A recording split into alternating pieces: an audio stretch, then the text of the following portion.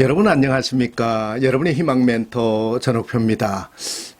우리가 살아가면서 여러 가지 걱정거리도 많고 또 해야 될 일도 많지만은 진짜 실력이 무엇인가 라는 겁니다.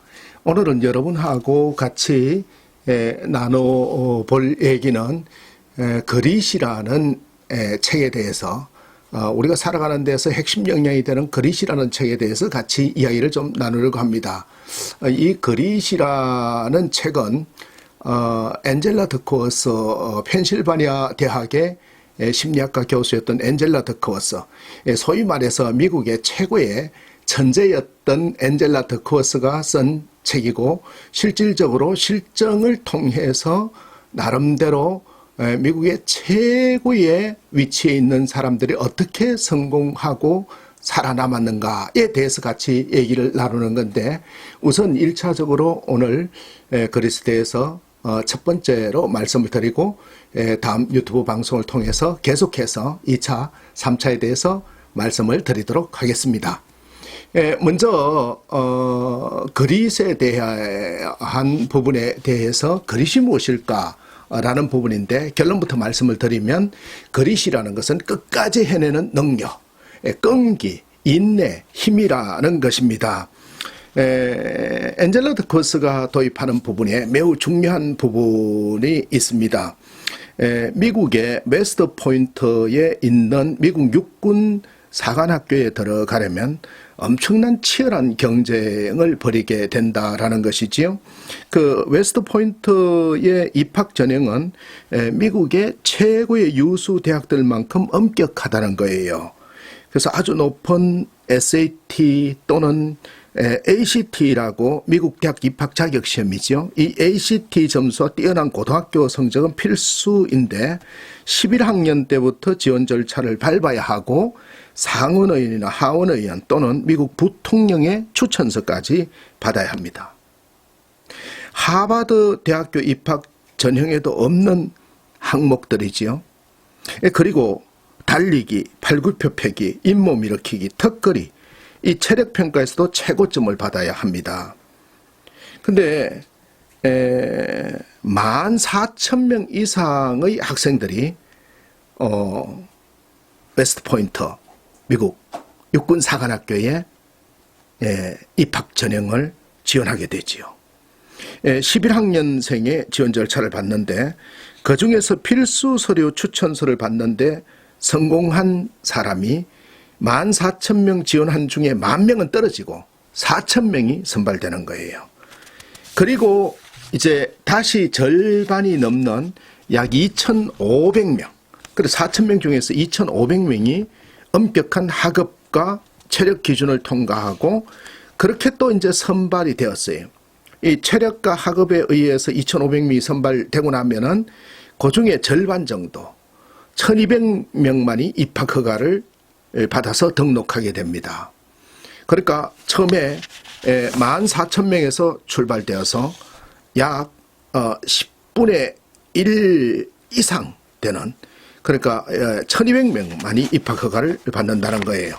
웨스트 포인트의 남녀 학생 전원이 학교의 각 그 학교의 소위 말해서 고등학교의 대표팀 출신으로 대부분 주장이었다, 이렇게 볼 수도 있지요. 근데 여러분, 굉장히 중요한 일이 하나 벌어지지요. 이렇게 어렵게 들어온 학생들 중에 5명 중에 1명이 졸업 전에 중퇴를 한다는 거예요. 20%가 중퇴한다는 거예요.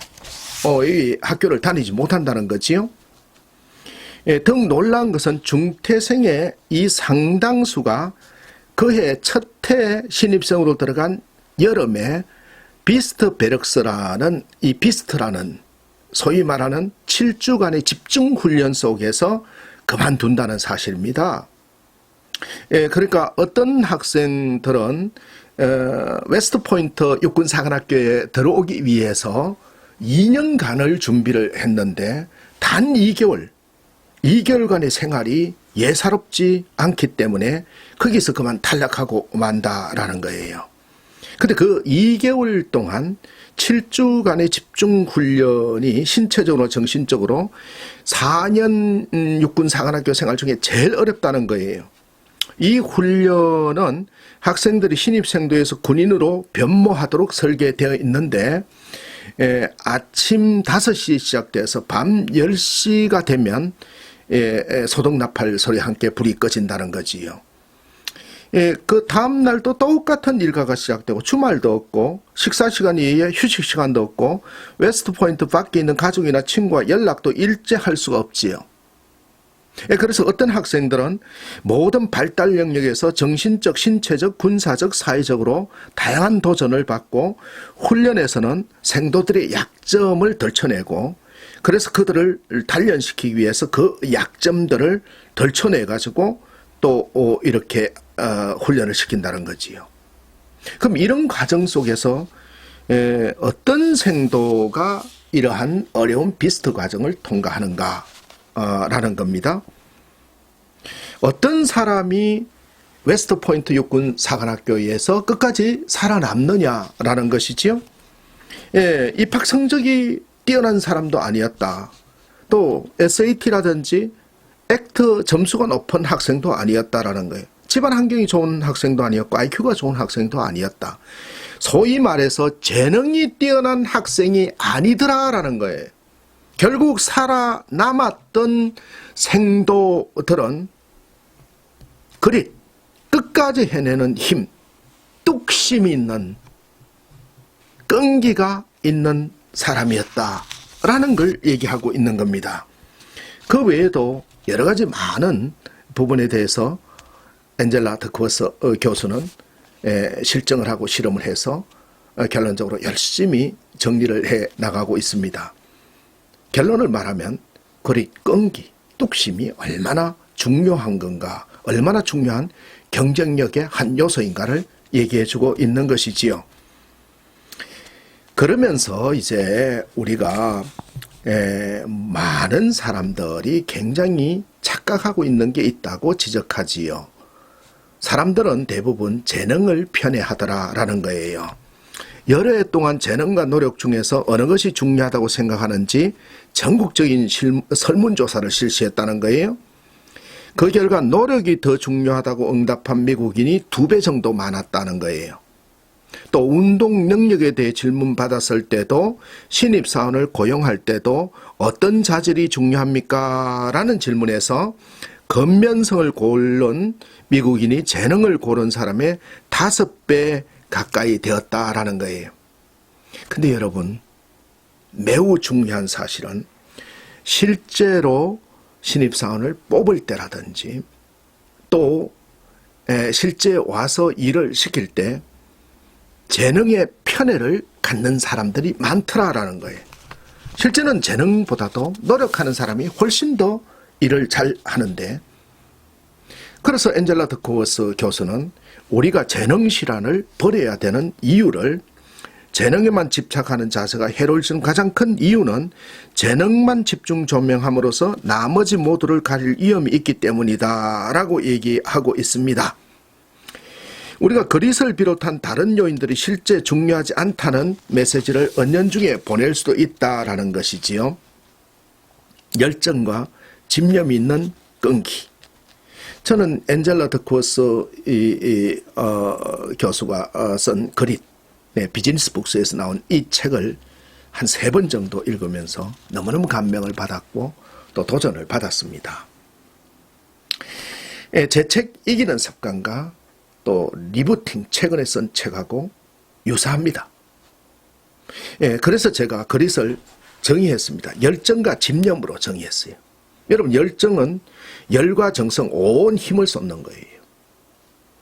열정이라는 것은 온 힘을 쏟아볼 일이 있다는 것이고, 집념이라는 것은 일관성, 몰입한다는 거예요. 한 방향 하나에 몰입한다. 이것을 기억해야 된다는 거예요. 그릿을 2가지로 얘기하면 열정과 집념이다. 열정은 온 힘을 쏟는 것, 열과 정성을 쏟는 것이고, 집념은 몰입하는 거다. 일관성을 가지고 몰입하는 거예요. 근데 성취가 일어나는 공식은 재능 곱하기 노력의 제곱이다라는 거예요. 이 더크워스 교수가 굉장히 중요한 결론을 내렸는데, 우리가 어떤 성공하고 일의 성취를 이루려면 노력의 제곱이더라라는 거예요. 재능은 한 개의 변수로만 들어가더라라는 거예요. 근데 그 노력이 그만큼 중요한데 노력의 방향이 옳아야 한다라는 거예요. 노력의 방향이 옳아야 되는데 자신의 내면을 관찰해서 본보기와 자극을 결합시켜야 된다라고 했는데 좀 어려울지 모르겠습니다. 여러분, 본보기로 삼을 사람이 있습니까? 그렇다면 여러분은 노력하는 거예요. 그 본보기로 삼을 사람으로부터 자극을 받아서 그것을 결합시키는 상태, 그게 옳은 방향이다라는 것입니다. 탁월한 솜씨를 배워서 천재가 된 장인들은 눈부신 천재에 감탄하기보다 어떻게 일의 성공을 이끌어왔던가, 그들은 작은 부분을 제대로 만드는 법부터 진지하게 배운 다음에 전체를 구성하는 일에 조심스럽게 도전했다라는 거예요. 작은 것에서부터 출발되었다. 니체가 얘기한 천재란 어떤 사람입니까? 탁월한 솜씨를 배운 사람이다. 탁월한 솜씨는 냉철한 지적에서 출발되는 거예요. 지적을 해주는 사람이 있으면 여러분 고맙게 생각을 해야 됩니다. 탁월한 솜씨는 그 냉철한 지적이 없으면 발휘가 되지 않고 개발이 되지 않는 거지요. 냉철한 지적은 이 발전의 전환점이 되는 겁니다. 여러분, 삶의 희망의 멘토로서 여러분에게 권하고 싶은 것은 칭찬만 받으려고 하지 마세요.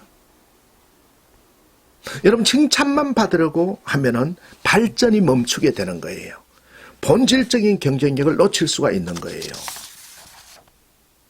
이 사회심리학자 엔젤라 더크워스는 이런 고백을 합니다.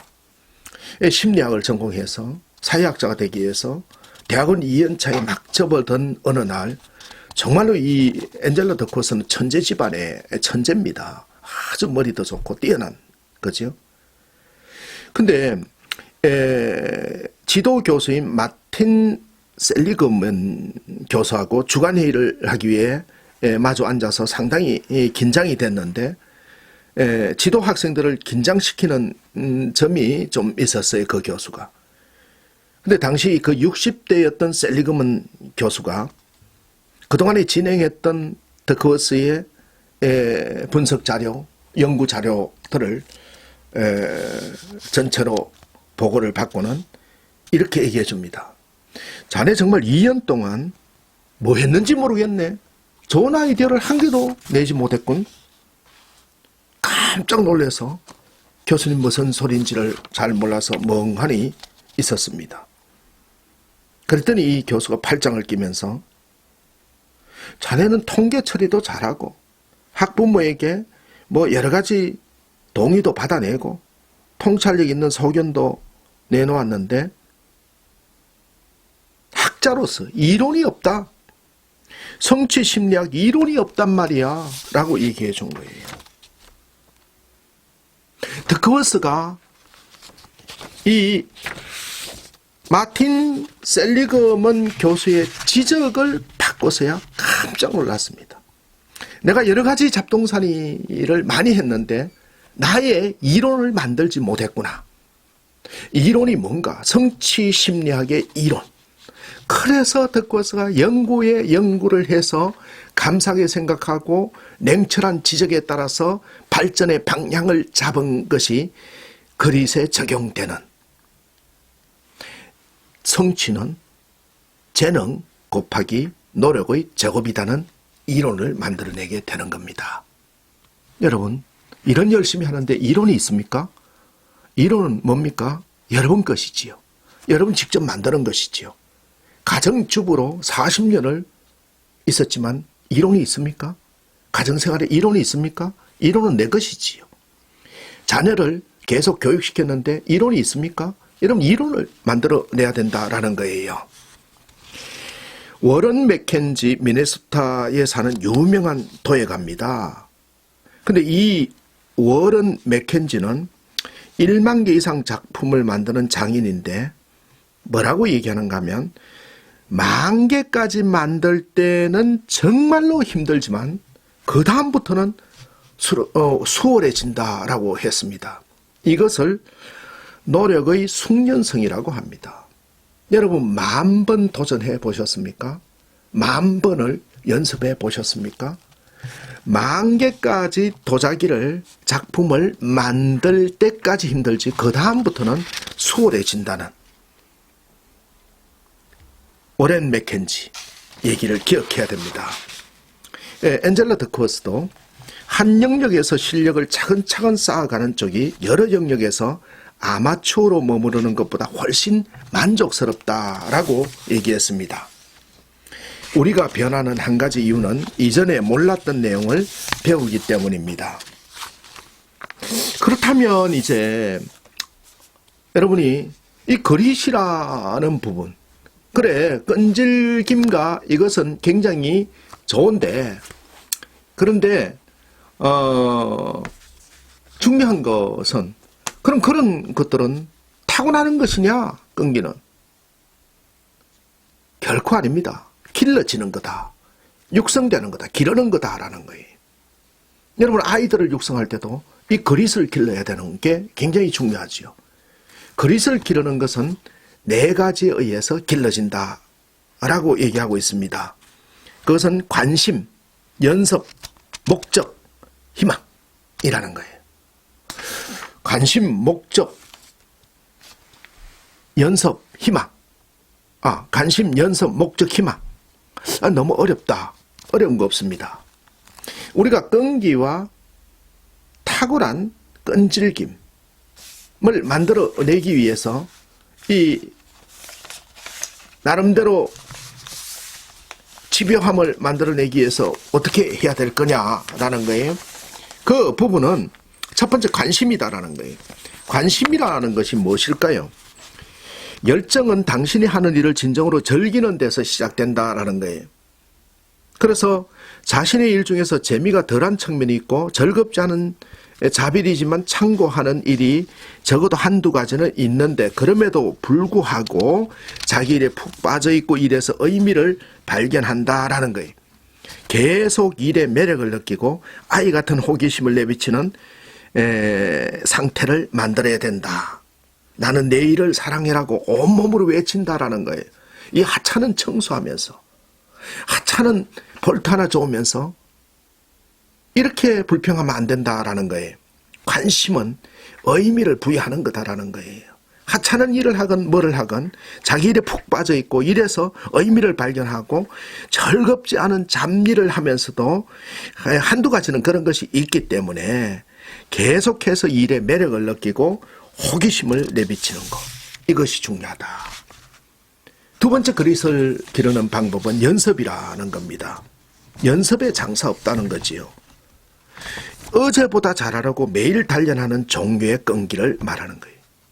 우리가 연습이라는 것은 어제보다 잘하려고 매달리는 끈기다라는 거예요.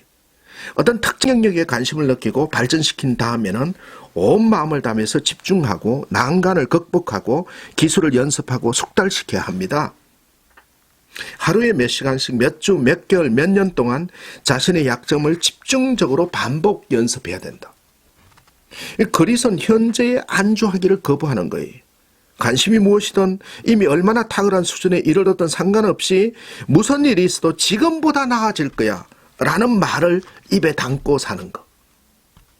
여러분 지금보다 나아질 거야 입에 담고 살아야 돼. 지금보다 좋아질 거야 입에 담고 살아야 되는 거예요. 그래서 지금보다 나아지기 위하여 난관을 극복하고 기술을 연습하고 숙달시켜 나가는 것. 이것이 연습 단계지요. 또 그 다음 단계가 뭡니까? 셋째는 목적이라는 단계입니다. 자신의 일이 중요하다는 확신이 열정을 무르익게 한다라는 거예요. 목적이 없는 관심을 평생 유지하기란 불가능한 일이지요. 그래서 개인적으로 흥미로운 동시에 타인의 안녕과 밀접한 관련이 있는 일을 찾아내지 않으면 이게 오래 갈 수 없는 거예요. 그릿이 발달한 사람들은 하나같이 이렇게 얘기를 한다라는 거예요. 내 일은 나에게도 중요하고 타인에게도 중요하다라고 하는 것이지요. 여러분, 우리가 일하는 목적은 내 혼자만 잘 되려고 하는 것이 아니에요. 그래서 이웃에도 타인에게도 유익해야 된다라는 것이지요. 그리스도를 기르는 네 번째 방법은 희망이다라는 거예요. 희망은 위기에 대처하게 해주는 끈기를 말합니다. 희망은 모든 단계에서 나타나는데 상황이 어려울 때나 의심이 들 때도 계속 앞으로 나가는 법을 배우려면 맨 처음부터 끝까지 희망을 유지하는 일이 더없이 중요합니다. 여러분, 처음 입사할 때 어떤 생각을 하고 입사했습니까? 그 희망을 저버리면 안 되는 것이지요. 여러분, 처음 결혼할 때 어떤 생각을 하고 결혼했습니까? 그 희망을 저버리면 안 되지요. 우리 아이를 출산하고 양육할 때 어떤 생각을 하고 출발했습니까? 그 희망을 저버리면 안 된다는 거예요. 우리는 다양한 시점에서 크거나 작게나 허물어집니다. 그대로 주저앉는다면 투지를 잃지만 일어난다면 투지는 훨씬 더 크게 길러지게 되는 것이지요. 관심, 연습, 목적, 희망, 이 네 가지를 길러내는데 주력해야 된다라는 것이지요. 재미있는 것은 성공과 천재의 정의입니다. 엔젤라 더크워스가 이 책에서 결론적으로 얘기하고 싶은 거, 오늘은 전체 대강의 얘기를 했습니다마는 기회가 되면 방법론에 대해서 하나하나 여러분하고 나누도록 하겠습니다. 성공과 천재의 정의를 내렸습니다. 저도 동감하고 여러분과 같이 공유하고 싶습니다. 성공의 정의는 엔젤라 더크워스가 얘기하기를 끝까지 해내는 것이다. 저는 최근에 리부팅에서 계속 매너리즘에 빠지지 않고 새로운 출발로 돌아오는 데서 끝까지 해내는 것, 처음 마음을 끝까지 다시 회복하는 것, 이것을 강조했습니다. 여러분, 기회가 되시면 리부팅 한번 읽어보시면 큰 도움이 될 거라고 생각이 듭니다. 성공의 정의는 끝까지 해내는 것이다. 또 천재의 정의는 아무 노력 없어도 위대한 업적을 내는 사람이 아니라 매일 조금씩 될 때까지 탁월성을 추구하는 사람이다 라고 정의합니다. 매일 조금씩 될 때까지 탁월성을 추구하는 사람이다 라고 합니다. 될 때까지 추구하는 이 거리선 더욱 우리 내면에서 길러질 수 있는 것이지요. 우리는 열정을 느끼는 일에 헌신할 때 비로소 진정한 성공을 얻을 수가 있습니다. 여러분, 그러므로 그리스의 습관을 길러서 이기는 사람, 성진하는 사람, 날마다 성장하는 그러한 삶으로 앞으로 발전돼 나가는 여러분이 되시기를 바랍니다. 오늘 여러분하고 그리스에 대해서 같이 이야기를 나눠봤습니다. 유익하셨습니까? 앞으로 기회 있을 때마다 그리스에 대해서 2강, 3강, 4강, 5강으로 계속해서 여러분하고 나누겠습니다. 여러분의 희망 멘토 전옥표였습니다. 오늘 도움이 되셨다면 구독 버튼 눌러주시고 많이 응원해 주시면 큰 힘이 되겠습니다. 즐겁고 희망찬 하루 되시기를 바랍니다. 감사합니다.